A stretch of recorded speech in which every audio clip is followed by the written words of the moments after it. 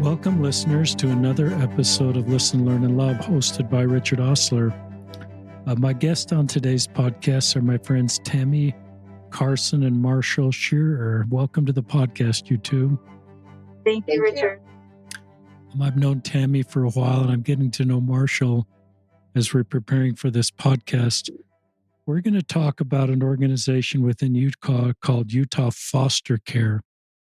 And it's an organization that trains and finds and helps parents that want to become foster parents. A fair percentage of those kids, and we'll talk about that, are LGBTQ youth. And so this has an LGBTQ focus. And it's a podcast for those that are considering becoming foster care parents.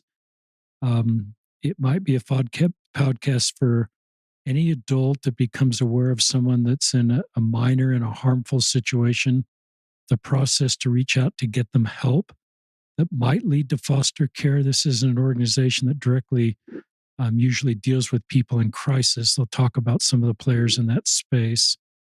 I'm also talking again about LGBTQ youth and the unique road they face in Utah and the work of Utah Foster Care to help all youth with a specific focus on LGBTQ youth.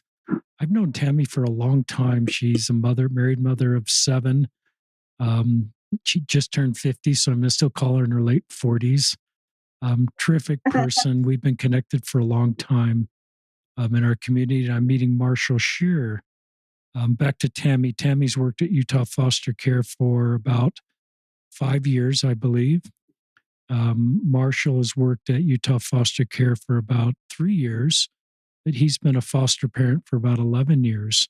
So he's walking this road as a foster parent, bringing vulnerable youth into their home. He's married and providing a safe home for them.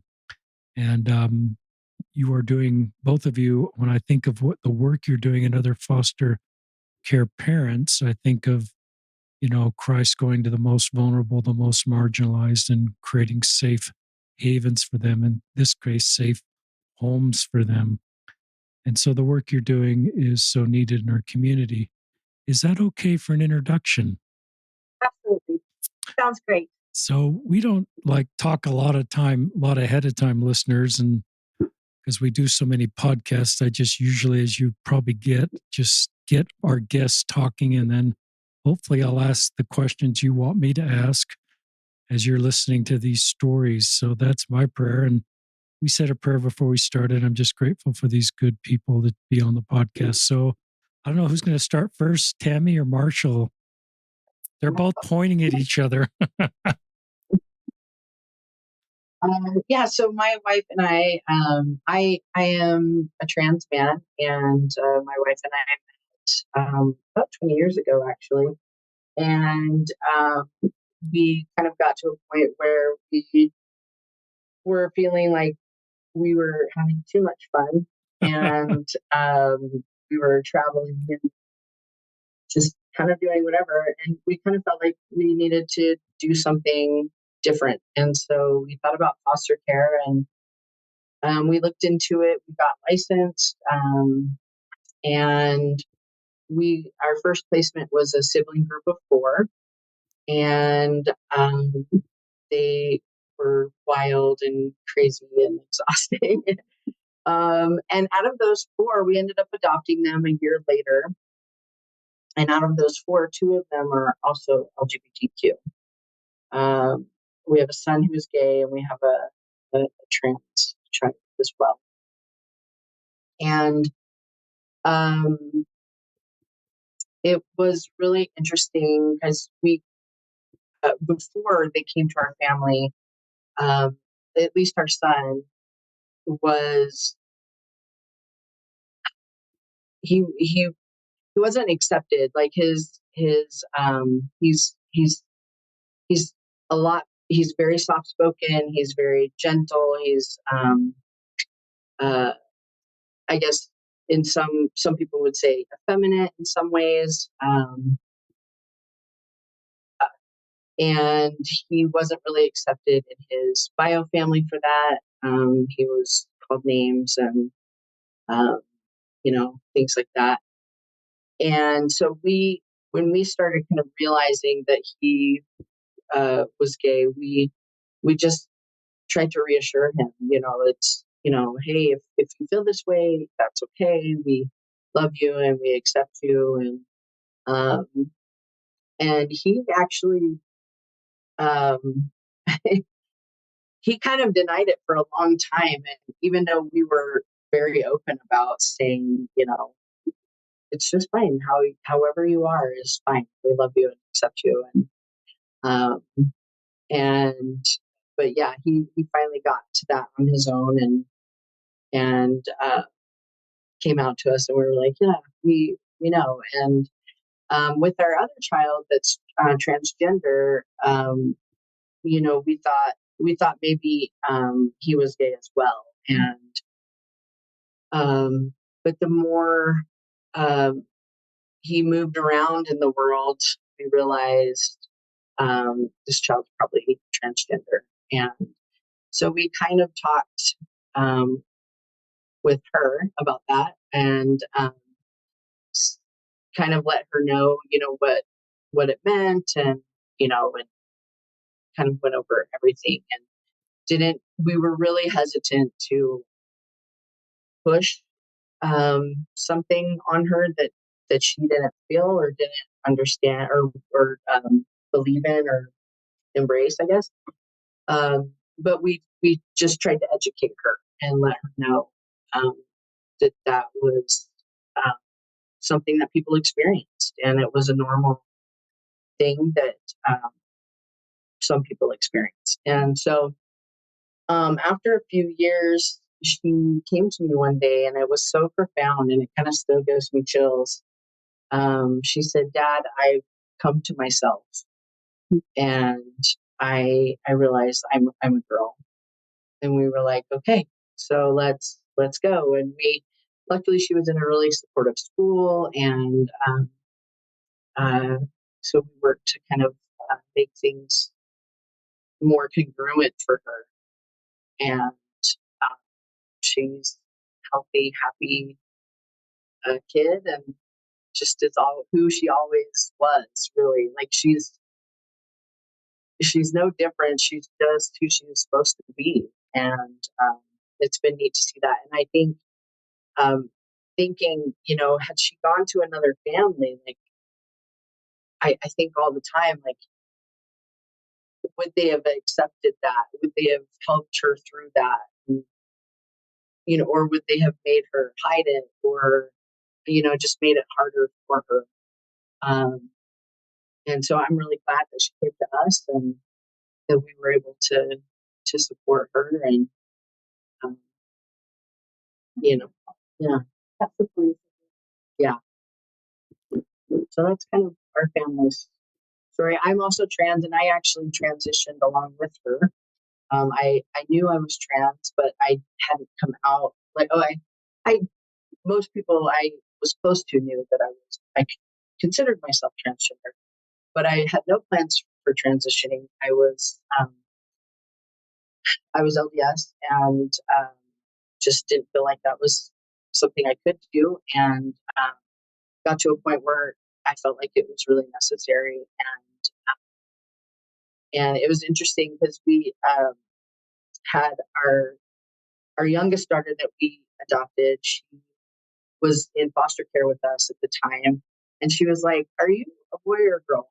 As 5-year-olds are so blunt and so honest.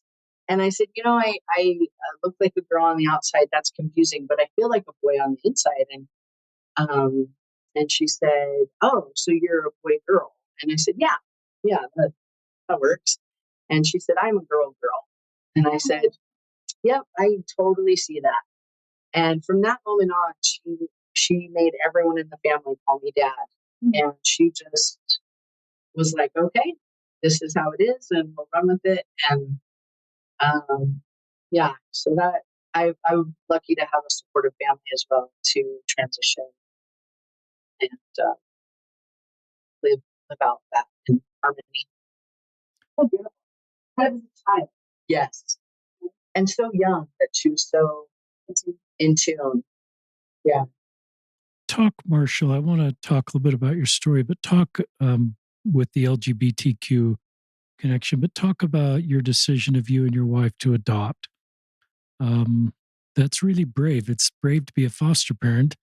I don't want to say it's braver because I want to rank sort of levels of service, but adopting is a higher level of commitment. Talk about your decision to adopt five, I believe.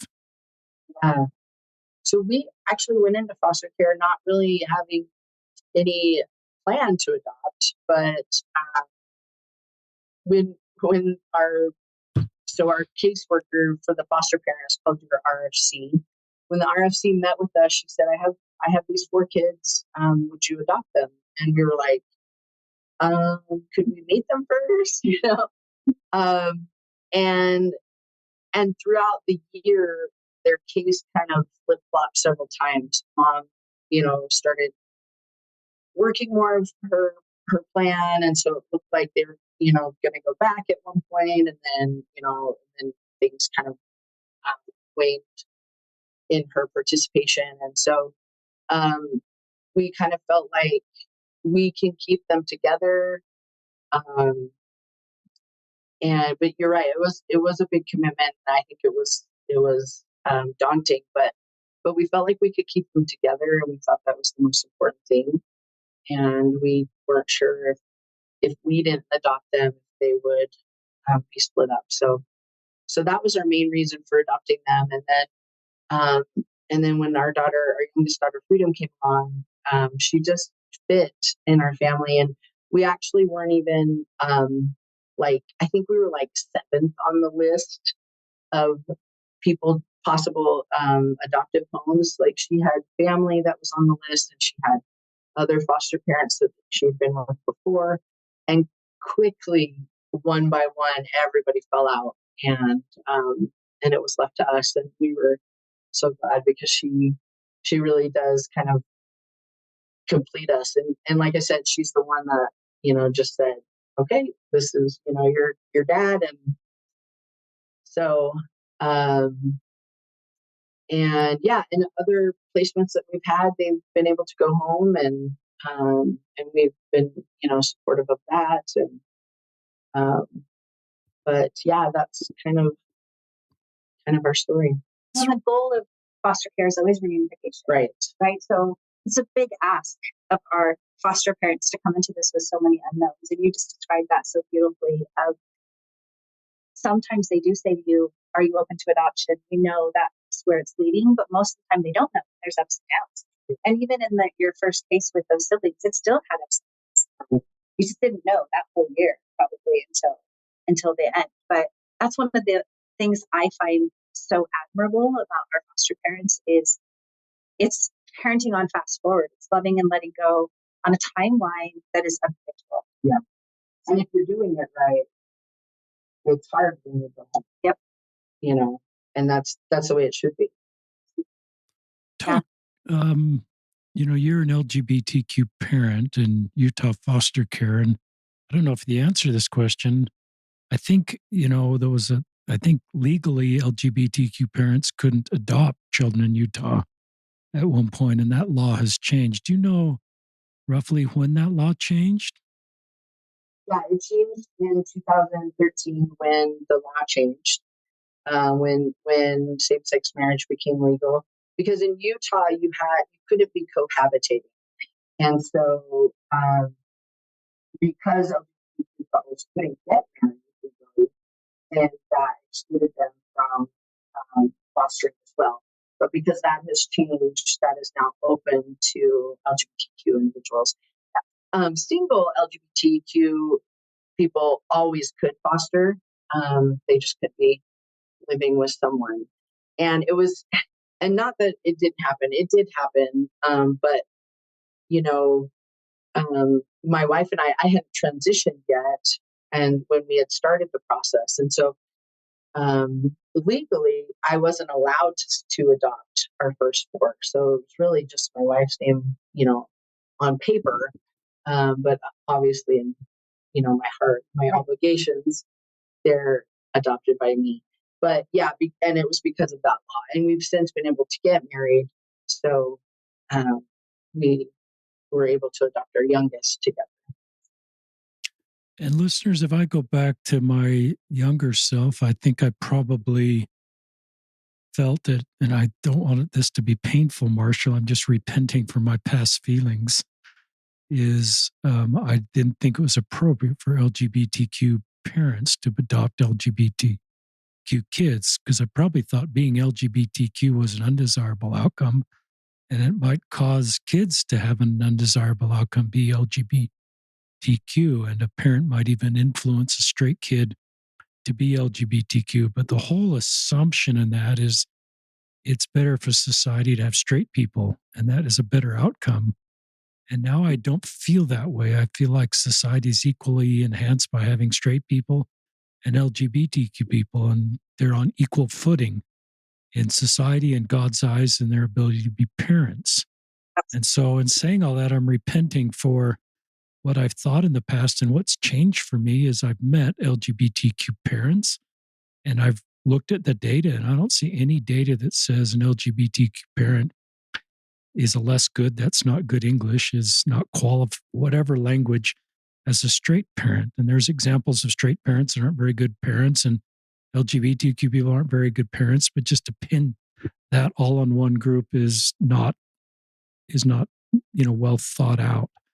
So anybody that is triggered by my prior thoughts and brings up painful memories of the past, I'm sorry about that. But that's just me and my individual journey. So when I hear Marshall, trans man, talking about raising these kids with his wife, recognize I don't sense anything in Marshall in wanting to say, my story is going to become your story. I'm going to have 5 LGBTQ kids. I want to validate me as a trans man by having a trans kid. I think it's pretty obvious you have a trans kid because that kid feels that way, not because you've done something to want to have that cis kid be trans. And you've got 3 straight kids, and so adopted kids, kids. So that's, I can't do the math. 2 out of 5 is 40%. I guess I can do the math, and that's probably higher than the average for kids. But I know you've got a statistic here where 30% nationwide of youth in foster care LGBTQ. So that's a small sample size, just your family of 5, but it's not way different than the national statistic of LGBTQ. And it makes sense to me that LGBTQ kids might be more likely to be in foster care because the difficult road they walk. Is that okay, Marshall? Anything I said you want to clarify or? No, I actually, it was really, I worried a lot about myself being trans and then having a trans child, just exactly what you brought up about people thinking I made her trans or I made her transition. And it really, I was very, very, very cautious about putting that idea into her head. I was really afraid to bring it up with her, but I wanted her to know that because she, at 9 years old, she started having major depressive symptoms, and we wanted her to know that what she was feeling, that there was a name for it, but we didn't want to influence her in any way. And so we really tried to let her take the lead and kind of tell us, so we said, here's the information, and she led the way, and she's made those decisions. And one thing my wife says is, try to get a 10-year-old boy to wear a dress to school. Absolutely. Because it's not going to happen. No, it's not. Like she has always been into hair and makeup and all of these things that typical cisgender girls are into. And she even had an incident at school where she had taken my wife's mascara and was putting it on at school and tried to put it on another boy and pinned him down and tried putting it on him, and he was fighting her. And, she we got a fun phone call about that, but that's just who she was. She's always been into that. So, and Richard, I appreciate your perspective in saying this is who I used to be, what I used to think. Yeah. And that's one of the things that's unique for me in this friendship with Marshall is Marshall has the version of me that's different than the before version of me, and gives so much grace when I can say, this is how I thought before, and this is how I think now. So a little bit about my story. My middle child is in the LGBTQ community, and I wasn't the parent who knew how to navigate those conversations. So backing up a little, I grew up with my cousin who is gay, and that was in the 80s, a gay male in the 80s. I was the only one in our family knew. We grew up more like siblings. And I carried that for a long time. And then he served in LDS mission and came out after his mission, but he couldn't even do it. He couldn't talk to his mom himself. And so my mom went and said, hey, this is what's going on. And I always loved him fully. So my cousin passed away recently. Wow. And I always loved him fully and never thought, it wasn't in my head, this thought of he's less than, or he couldn't be a parent if he wanted to be. And I could never reconcile that with religion, right? I couldn't reconcile that as an active member of the church, but I just know how fiercely I loved him and how fiercely he loved my children and myself. And I wish I could go back and say to the parent I was, you've got a child in your own home who is questioning and can't tell you. So fast forward down the years, now I'm getting my education, I'm getting ready to start working, and this middle kiddo moves out. It still took him a few years. And at that point, both my husband and I were changing our hearts and our ideas and our thoughts and turning to a new perspective of love and inclusion. Some of that for me was my education. I remember in school reading research studies about outcomes for kids in homes of same-sex or mixed gender orientation families, and how not only were they not worse, but sometimes they were better, because if marriage stability is really strong, that's what matters most for kids. Mm-hmm. And that started to open that for me. And I just knew this middle kiddo of mine was struggling. And I was really direct in asking him, I should say them. And it took a few years before they were able to officially tell me. And then I was able to tell my husband. And in the meantime, they had been able to share that with some of their siblings who honored that and didn't tell us, but gave them space. And it's been transformative for our family. So we're an interfaith family now, and I have one kiddo on a mission who adores all of his siblings. And our family has been transformed through this journey of having an LGBTQ child, to understanding that we have to let go of fear to love. And I brought that to this work with me. And when I started working for Utah Foster Care, my first role was recruiting foster parents and meeting with families. And I remember the first time I went into a home of a transgender woman and her wife, I didn't even know ahead of time. And having this conversation, and I didn't even know. And then she shared and said, is it going to be a problem that I'm transgender? And I had one of those moments where I stepped out of the world of my role as in Utah foster care and into a mother, right? That was, around the time my child was finally able to share with me. And I said, I hope it's okay if I just ask some personal questions. I have a child who's questioning, and could I get some advice? And this beautiful woman just walked me through that. And then we stepped back into, okay, I put up back on my Utah foster care hat. And what I've learned, I met with over 500 families during the time I was in recruitment. I have a different role now, but I sat in homes, especially with conservative Christian and LDS families, and I hear their fear because I lived it, right? I lived that fear of, what will everyone think of me? Which is terrible, but that's a fear that we have to have. But I think also, how do I love and do so freely without fear? And Richard, I think this is where you've done such amazing work in the LDS culture. And we meet with foster parents and they say, I don't know if I could take an LGBTQ kiddo. And I don't think most of them are saying, I couldn't love that kid. I think they're saying, what would my community do? Mm. Right? They're afraid of what Yes. will happen. Yes. Like, what if this child comes in my home and my neighborhood, my community is saying, you can't support that because, as you mentioned, Richard, we have this idea of less than. The ideal is to be cisgender. And if it's less than that, we don't know what to do with it. And I've had so many conversations with amazing, beautiful people who have been able to shift perspective and say, oh, really? All you're asking me to do is love and affirm that child. Because when children come into foster care, the family has to support that child's religion and culture. So we're saying to them, if this child's Catholic in your LDS, you're going to take this child to Catholic church. You're not going to force your religion on them. And people can accept that. And I think if they can accept that, then they can accept it's the same principle.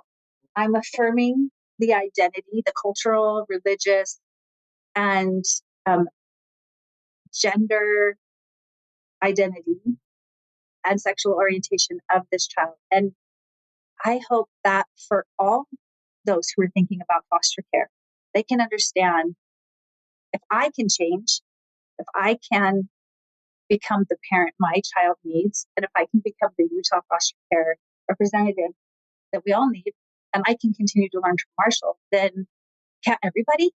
If everybody had a conversation with Marshall, they'd be like, I'm doing it. It's doable. I can love this child. I can keep them safe. I'm not influencing them to be something they're not. I'm affirming who they are. And it's not a behavior. Right? This isn't a child's behavior. It's who they are. It's their core being. Absolutely. And one thing I love about Tami is from the moment I met her, she has been a fierce advocate of learning and educating not only herself but others and helping create a space for LGBTQ inclusion within the foster care community, and she was really the first interaction I had with someone besides myself in our organization that was so focused on making things visible and making things supportive and inclusive. Thank you. This is a beautiful podcast. There's personal stories in here, 2 personal stories. Then there's the role of foster care and your role, Marshall, as a foster parent. I'm thinking for those that are Latter-day Saint, and it just came out of October General Conference, I'm thinking of Elder Bednar's talk about the last wagon. And it's a talk about pioneer coming across the plains, and the last wagon is kind of represents one of the toughest roads as a pioneers because you got all the dust from the earlier wagons. And he talks about the wagons being all the people within our faith that serve in unknown or unseen or less valued positions. And he mentions few like primary workers. But as I've thought about the context of LGBTQ people, I don't know if people like this or not, but this is what I think on my morning walks and meditation and prayers. I think of a kind of an invisible wagon after the last wagon that represents LGBTQ Latter-day Saints and the really difficult road they walk, and how they're almost invisible sometimes, their needs, who they are, and we don't quite even see them as the last wagon. And maybe more importantly, their contributions to our faith and our community to heal, to bring more understanding, to be foster parents. And then I think of the allies like Tami and all of you listeners that are kind of back there with the invisible last wagon, trying to bring more understanding to this group of people. Now, the people in the last wagon aren't sometimes in the pioneer stories, the people that get in the wagon are the people that can't walk and they're sick or they've been run over. But I don't think the people in this example are broken. They're actually full-fledged human beings loved by heavenly parents, created as intended, that are actually can contribute immensely in our faith if given the chance and in our community if given the chance. So I don't know if listeners will like that, but I just think of the principle of the last wagon, and perhaps sometimes there's even other last wagons that are more invisible. So this is a beautiful love story of you two, and I wish this was a video podcast sometimes, listeners, because Tami and Marshall they're in the same room and they're like just smiling at each other and supporting each other. And I think of, Jesus' charge to love everybody and to see everybody and the work Tammy's needed to do to share, get through her, to do what she's doing in her own family with an LGBTQ kid. And then how comfortable she is with a trans man. And that would have been hard for me 10 years ago, but I would be comfortable with Marshall now and would have the vocabulary and the lived experience and have known trans people firsthand that I don't have fear. Perfect love casts without fear. So I wouldn't pull away and be guarded. And maybe more importantly, could see the way Marshall is contributing. And our world's better off for people like Marshall. Yeah. Just go wherever you want to go with this. I'd love you to talk about Utah Foster Care. It's the only state agency. You're a nonprofit. You're kind of not an official state agency, but the only state organization that works with the people that get people into foster care. Well, that gets people out of difficult situations. That then you're the placement agency, the training. There's not multiple nonprofits doing this in Utah. It's just your organization. Yeah, correct. So we don't place. You don't place. Don't place, but we partner, because we partner with UCFS, the Division of Child and Family Services, who makes the placements around the state. Utah Foster Care staff sit in on those meetings. We're a partner agency with them. There are other partner agencies with them. They need to have that oversight and advise, like an advisory role as they make placements. So we work directly with caseworkers and the caseworkers for families. Think of us as the foster parent organization supporting and training foster parents and therefore the children in care, and the state through Child Protective Services and the Division of Child and Family Services as the child agency.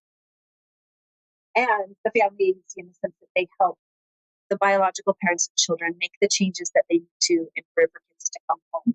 I hope that gives a good picture of it. But as we hold a contract with the state of Utah, and Utah Foster Care was organized in 1999 by Governor Levitt, who, as the child welfare system was in a crisis, pulled together a committee of legislators and child welfare experts and said, how can we do this better?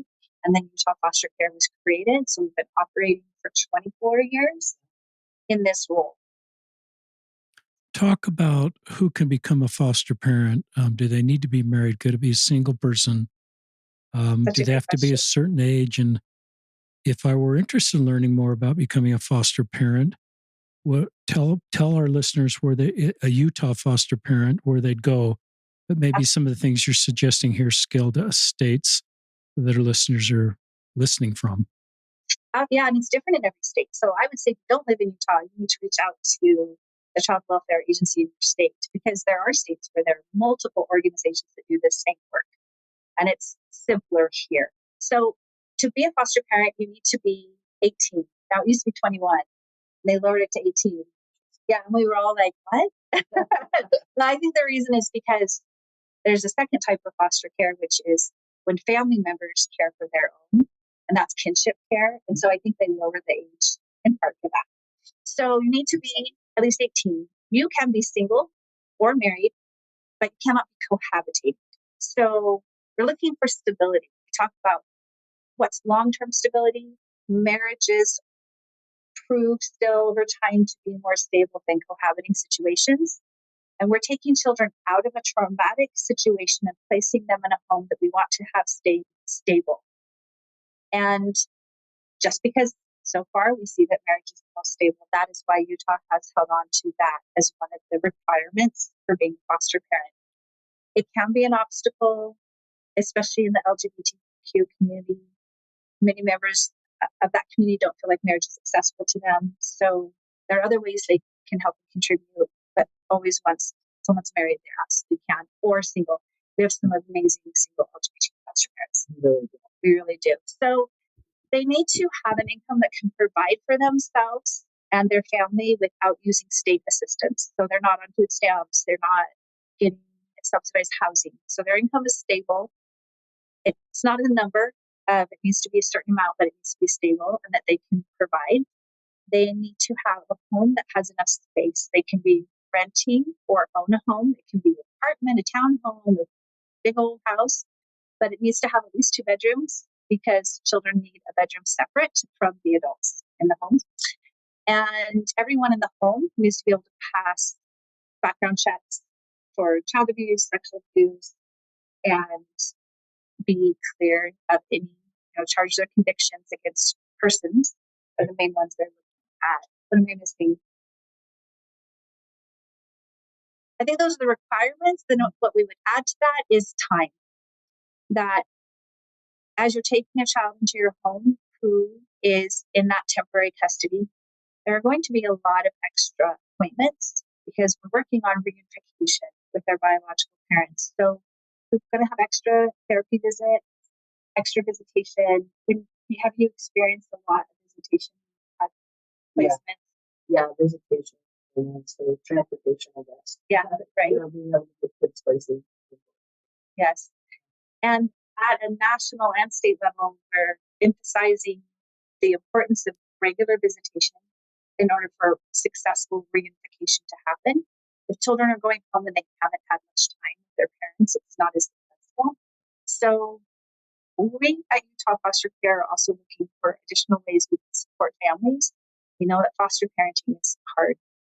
There is a monthly reimbursement from the state that helps, but it's not a moneymaker. And I speak from education. Marshall speaks from experience. Especially if you have teenagers, it doesn't even cover the cost of food sometimes. Right? So our foster families get significant support from us through ongoing training. But another piece of that are donations. We have amazing donors and partner organizations out there who are giving experiences and time and fundraising so that we can have additional programs. So at Utah Foster Care, all of our salaries and our base operating costs come through our contract with the state, but all of the programs that we offer foster parents and the children in their home come through fundraising. And the last couple of years, it has exploded in an amazing way, wouldn't you say? Yes. Yeah, it really has opened up so many avenues for the kids to have, like you said, experiences, not just things. I mean, we have lots of donors that donate things, and that's so needed as well. But the experiences really helps with their trauma, it helps with their education, helps with so many family connection and bonding, and it really has been amazing. And then we have, what do you call it? Clinical services. So through funding also, we have clinical staff at Utah Foster Care who are therapists who can help foster parents in addition to what they might be getting elsewhere, which, because this is a unique type of parenting, it has its own challenges, and we want to support them through those transitions, maybe when reunification is hard or the children in their care are particularly challenging behaviors. We're offering now therapeutic services, and that again comes from donors. How long, on average, would it take for someone to go from, I think I'd like to be a foster parent, to actually becoming a foster parent? And I realize that's going to be a range, but any expectations for Sure, I think listeners? a minimum is about 3 months. If you're ready to go, you're going to initiate the process by contacting us, and one of our consultants will work with you. That's what I did for the first 3 years. they're going to meet with you. We have consultants around the state that come, mostly virtual, mostly now, but in the conversation I talked about this definition. That's called initial conversation. That's where we can ask all the questions and talk through the process. And then when they're ready, we start training. If you have to do training in a month, but you guys again, It's doable. it's doable. Yeah, You're really dedicated. Yeah, you have the time. Yeah. And then there's the piece of licensing, which that's the other part, the government agency called the Office of Licensing, though I think they just changed their name a little, little change there. But they then, once your training is complete, they send someone to your home to do the home study, and you'll be getting your home ready that whole time you're going through training. What kind of things did you have to do to get ready? We just had to make sure that, like chemicals and, dangerous things were put away. With our new house, we had window wells. We had to make sure that we had a safe, covering for them. If you, just you have a place to lock up medicines and things that kids could get into. We just kind of making sure, railings were safe and there were escape routes and just making sure that things are safe. How long would a typical, if I'm not sure I want to adopt and I just say I'm willing to consider being a foster parent, is there sort of an expectation of how long I'm going to have a kid? I guess there's a range there. Do you usually try to manage expectations? Be prepared to be a foster parent for this. If you're going to sign up for the program, you've got to be all in for your first, kid for 3 months, 6 months, or is it a kid by kid basis? It's a great question. The answer is both, but we can say the average length of time a child is in care is 13 months before permanency is achieved. So about, I think we're at almost 70% of the time, permanency means reunification with their parents or a family member, which is called kinship. So about 20% of the time, permanency ends up being the foster family adopts that child.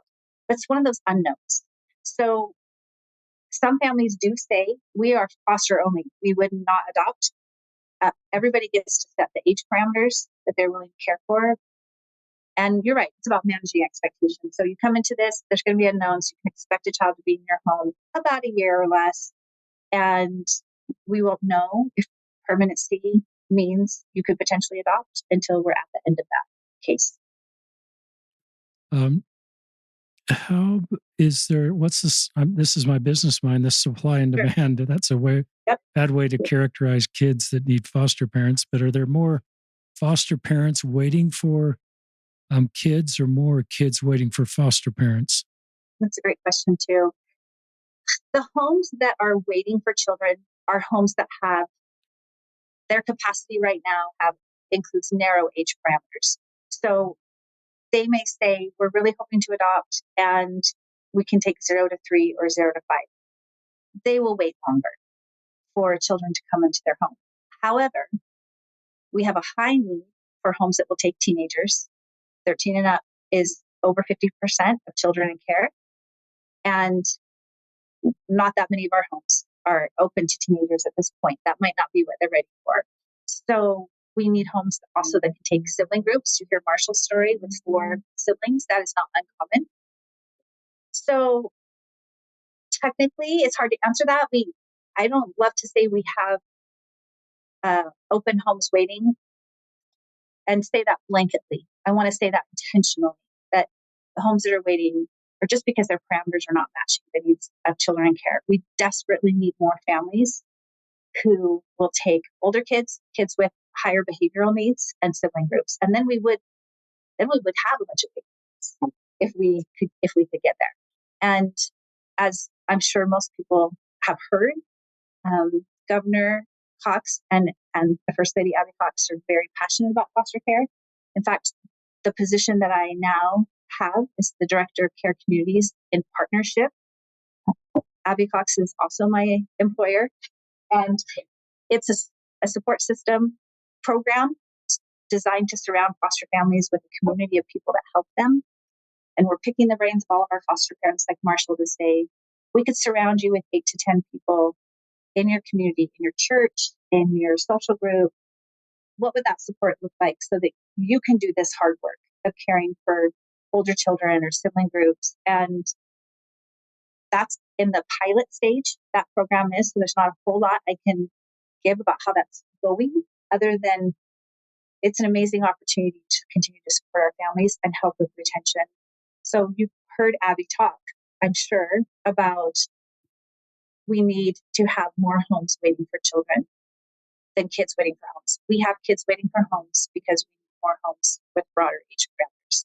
So she's right on point with what the needs are. And it's a wonderful opportunity for those. Come up closer to the mic, to your speaker, Marshall. And Tami, once in a while you'll cut out. So just talk not talk at the screen, talk at wherever that mic is. I was going to say, it's a wonderful opportunity for those that maybe want to be involved with foster care, but don't feel like they are at a place where they can foster at the moment, or maybe, don't want to foster, because they, this care community that Tami is working on building is an opportunity for people to be involved in foster care, but not necessarily foster. And so I think when I started 11 years ago, it was like, we had a caseworker and we had our RFC, but really we were pretty much by ourselves, and there were a lot of resources we didn't know about. And so we were kind of on our own, and how wonderful it would have been to be surrounded by a group of people that were meant to just support us. I think it definitely would have made the process easier. So it's an awesome opportunity. Great shout out to Governor Spencer Cox and Abby Cox. My interactions with them, they become friends. They're just terrific, and they're doing everything they can to help groups that are on the margins. Absolutely. And two of the most genuine people that I've ever met, with their desire to use their influence in a positive way, that they're very aware of their stewardship that comes with the positions they have, and use it accordingly for the benefit of all. We talked about this before we went live, listeners, but if I'm a foster parent and want to foster an LGBTQ kid, or even the stats on the number of Utah LGBTQ kids, this gets into confidentiality of individual stories. Talk about why you're not tracking the percent that are LGBTQ, and if you could even foster an LGBTQ kid. Everyone who is a foster parent can indicate they're open to caring for children who are LGBTQ. So they give that feedback. They say, I'm absolutely open to that. They might say, again, I have concerns. Can I get more training on that?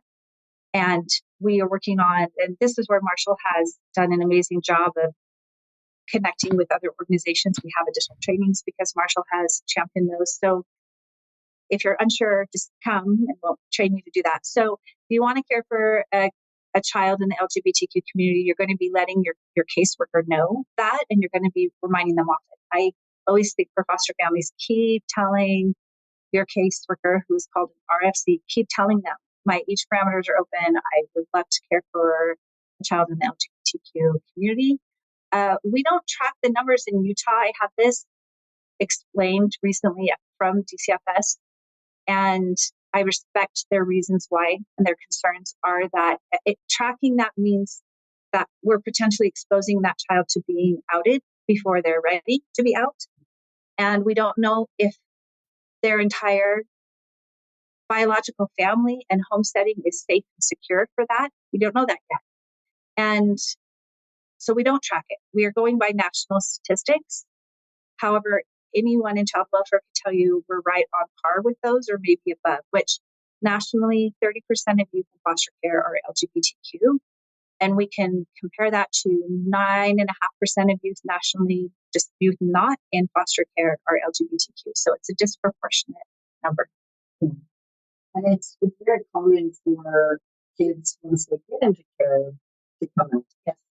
And so, even if you haven't indicated that you are open to that, you may end up with a child in care that comes out to you because they either finally feel safe or, maybe they're away from the people that they didn't feel like they could open up to, and so really, my hope is that every home is safe and welcoming and affirming of these kids because we don't know when they're going to pop up because we don't track them.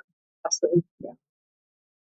That's really helpful. Talk about, I'm shifting a little bit. Let's say someone's listening to this podcast that's actually in an unsafe situation. They're 18 and younger in Utah, thinking, I got to get help. I need to turn to somebody. I'm even wondering if I'm safe in my family um, and walking that really complicated road alone. What advice would you have for a youth that's in an unsafe situation? Great question. I think the first thing is there's a lot of different types of safety. And my hope would be for anyone listening to this that you identify adults in your life that you would be safe sharing things with. That teachers are great. Have some additional training. They're one of the main reporters in Utah, police officers, community leaders. I hope if you're in a religious community, you could go to your religious leader and they would take appropriate steps. I would hope that if you went next door to your neighbor, they would do the same thing. But ideally, there's a lot of places that any child can go and say, "I'm not safe and I need help." A couple of years ago, we developed the Safe Home Pledge, which you can find on our website at utahfostercare.org/LGBTQ. And it really is for anybody who wants to let people know in their homes, anyone that comes to their home, that it is a safe home. And hopefully, if there is a child in your life that doesn't feel safe at home, by having that up, they know that you're a safe person, and so they can confide in you or come out to you to get the support and help that they need. And you can go on our website; it's free to download. And you can take the pledge and download it. We've got a great little graphic that you can put up and display. That's really helpful. One of the themes of this podcast is we hit it before a little bit is just back to my earlier days of thinking LGBTQ parents wouldn't be good parents. And that was not based on fact. That was based on fear and never meeting LGBTQ parents and thinking their existence was sort of an undesirable outcome in society. So how could they be effective parents? But in saying all that, I hope we've come to the point because the science and the smart people writing laws seem to think LGBT people will be great parents. And some of the words you've used, Marshall, both of you, is nurture, care, um, just stability, teaching values. And so, as I look at our own marriage, my wife and I, those are the things that we've tried to bring into our marriage for our kids: stability, nurture, growth, help our kids self-determine their best path forward in life and love them. We don't have any LGBTQ kiddos, so we don't know that road directly. But um, I just, if I go back in history, listeners, we've just had lots of times where fear-based narratives have driven our thinking. I go back to the Salem witch trials to be dramatic and how we felt about interracial marriage, how we felt about lots of different social issues before taking the time to really meet people that we're forming opinions about. So, Marshall, you're really brave to be your authentic self, to be working for Utah Foster Care, to be a foster parent. I'm not a perfect parent. You're not a perfect parent, but I sense you really care. And this Yeah. is out of love to want to support people. And I think of the work you're both doing and everybody at Utah Foster Care. And I think of Jesus saying, if you've done it unto the least of me, you've done it unto me. And kids in foster care often walking really complicated roads. They have complicated family situations. They can be survivors of all types of abuse, and they need the type of stability that foster parents can offer. And your work to bring those families to help these kids is just, to me, consistent with what Jesus invited us to do. And some of those couples are going to be straight, some of those couples are going to be a mix. And I just think I'm inviting us all to mature as a society to recognize that LGBTQ parents can be terrific kids, terrific parents. And some of this language that's driven by political ideology, that's really hard for me to say out loud, that you're groomers, that people want to groom straight people to be gay, and this isn't a political agenda. And that can, that's really painful for me to say and hear, because it's just fear-based narrative to try to get community around fear that can generate political capital, maybe political donations and votes. And I've been susceptible to that in the past, to be honest, and I'm trying not to do that anymore. And so when I hear this sort of politically charged ideology, I try to be a little slower and try to talk to people that were um, claiming to be the enemy, and really try to understand what's really going on here. And perfect love casteth out fear. So I invite us to tone down, to not. It's easy to sort of get caught up in the latest threat to the family. And I don't look at Marshall and his wife as a threat to my family. I look at the work you're doing and your ability to be effective foster parents and now adopting kids, and their lives are better, in my feeling, for your love and support and nurturing in their lives. And I have many friends that are in same sex marriages that are able to have children, biological children. I don't look at that as a negative outcome, assuming they have the principles that other healthy marriages have. And I just leave that at the Savior's feet and recognize that kids need supportive, loving parents in their life. And there's a deficit of that. So I'm grateful for foster parents that step forward and people that adopt. And whenever I talk about trans on this podcast, if you're not a regular listener, because I'm so sensitive to this because of the political ideology, and I'm taking more time than I usually do, Tami and Marshall. But episode 631 is Cami and Dave Martin talking about their son Levi, who died by suicide. It's episode 231, and they came from church and found a suicide note, and they've shared that note with me. And they were doing everything they could to support this trans kid. They did a great job, just terrific. But one of the phrases, one of the sentences in this note, and I'm reading it right from the note in Levi's writing: "I am terrified how society treats trans people." And you are nodding your head, Marshall. You know that personally. And so this is and then the suicide note goes on to, "This is not the fault of any of you," meaning his family, who was so supportive. And so if you want to learn more about their story, you can scroll back to episode 631. But we need to dial down the rhetoric, and trans people who are walking a harder road need to be encircled with love and positive comments about them, support. They don't need to be the subject of our negative comments. They are some of God's finest children, and they are on that empty um, cart at the end of whatever I said it was, wagon, not because they chose to be there, because sometimes we put them there. And they may be injured and broken because of our words, and we need to do everything we can to support them. So I don't know if you got any comments on that, Marshall, since you are walking this road. This is the reality of your life, or any other comments either of you want to share.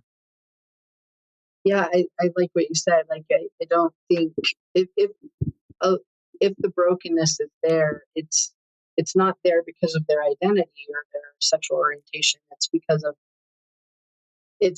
what is mirrored back to them from society, and that is very hard. And I feel very lucky and blessed. I know my road is not typical for a trans person. I've always fell into really supportive communities and workplaces. And I've been extremely blessed by that. I know that is not typical. And I think as a parent, my biggest fear for my daughter is that is how she will be received in the world. And it's not her transness, it's how people will respond to her. Um, and that's what I worry about most for her. And but hopefully things are getting better. I know it feels like it's getting worse, but I think that's a small majority that are just really loud. And we need to remember that I think as a society, we are moving towards more acceptance and more inclusion and more understanding, both, academic understanding. I think we still have a lot that we're going to learn and discover. But um, but I think we need to remember that most people are accepting and loving and will be supportive, and we don't need to be afraid of those voices. That's beautifully said. And I would add that the holdup from being accepting is usually fear. Mm. And as a parent and someone who is an active, faithful member of the Church of Jesus Christ of Latter-day Saints, I know our church is filled with good people who, if they sat with Marshall or maybe went to his house and played some board games with him and God, because they're really great at that. There's not one part of us that has that fear when we connect and we hear someone's story and we sit across from them. But we take that fear into worrying about how the outcome might look to others and what that might mean about us as a parent if our child or family member is living the less than ideal. It's hard not to feel that you failed. And that's where my personal growth has come in. That's in my personal life has spilled over, thankfully, at the time of my life when I have a career in child welfare and get to work with other people and help them shift perspective. And that's what I would invite everyone to do, that you can overcome that fear, and that once we overcome it, love is all that's left. And it's the most powerful force there is, whether you're religious or not. All people have light and love and goodness that is the same. Yeah. We call it different things, but I can sit across the table from an evangelical Christian or an atheist or anyone of any belief system and see that love and goodness and light. And that's what we work with each other. That's what we need. And take fear out and step right into that. Love is all that's there, that's left. And that's what overcomes. Yeah. And you can see why the First Lady chose Tami as the care communities coordinator, because she brings that to everything that she does, and is going to make a huge difference for kids and be uniting all of these different groups. And it's going to be amazing. And I've told my husband and my children this, but I told them this after every interview. So I had 3 interviews for the position, and I would leave everyone saying, I am here in this seat at this table because of you, because of who you helped me become and what love does. And my children know I'm not perfect. I think they can talk to me about anything, especially that middle kiddo. We have conversations where I hope that they continue to do that. I hope they continue to authentically share their life with me. That's what we all need. That's what all foster parents need, is a supportive community. That's what all children in care, that's what their biological parents need. Yeah. And we can all do it. There's nothing special about it. We can all do it.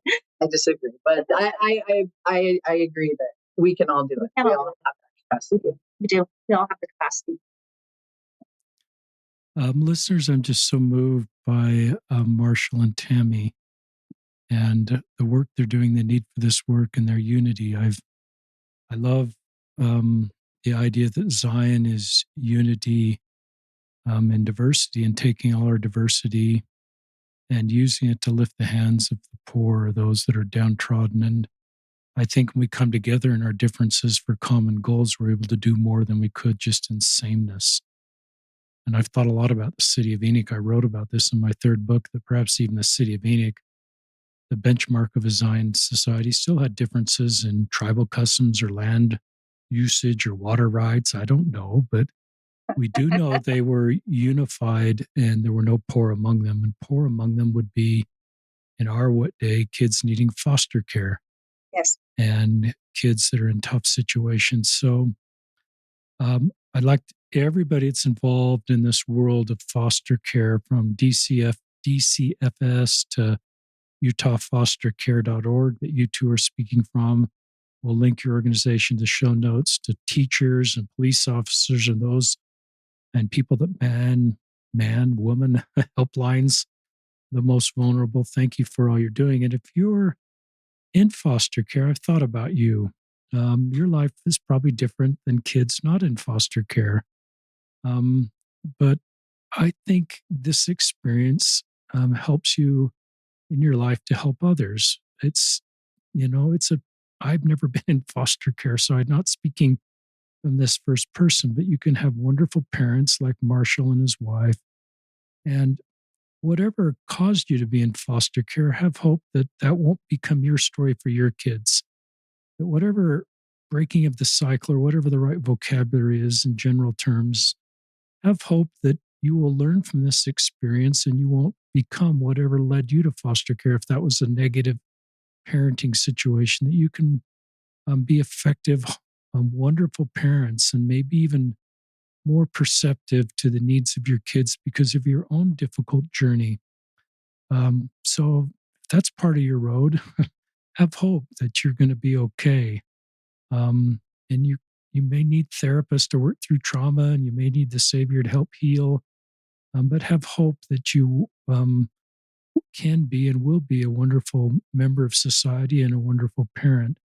Tami said something really wonderful as she's talked about her story. She says, after the fear is gone, love is all that's left. And that was a beautiful off-the-cuff statement, Tami. And that's certainly some of my journey. The groups I used to have fear from, I have less fear in my life of other humans. And your LDS, perhaps that's easier doctrine for us to own, because we all believe we're the same spirit children of the same heavenly parents, and we all live together in the pre-earth life. We all voted for the same plan. So if we go to that version of the human family, we start to see everybody in the same, maybe in the eyes Tami and Marshall are inviting us. I'm going to close with this quote, unless either of you have anything to say. Oh, thank you. This is Thomas Merton, who I think is a Catholic priest. Our job is to love others without stopping to inquire whether or not they're worthy. That is not our business. And in fact, it's nobody's business. What we are asked to do is to love, and that love itself will render both ourselves and our neighbors worthy. So you two are great, practical, not theoretical, saying this is a nice thing to do, but you're doing this in real life. And I'm deeply moved by your story. So listeners, thank you for Tami Carson, Carson. There's no L in there, even though I want to put an L in there. And Marshall Shearer, Shearer, for being on the podcast. And the show notes will link to UtahFosterCare.org. Thank you, Marshall and Tami. Thank you, Richard. Thanks.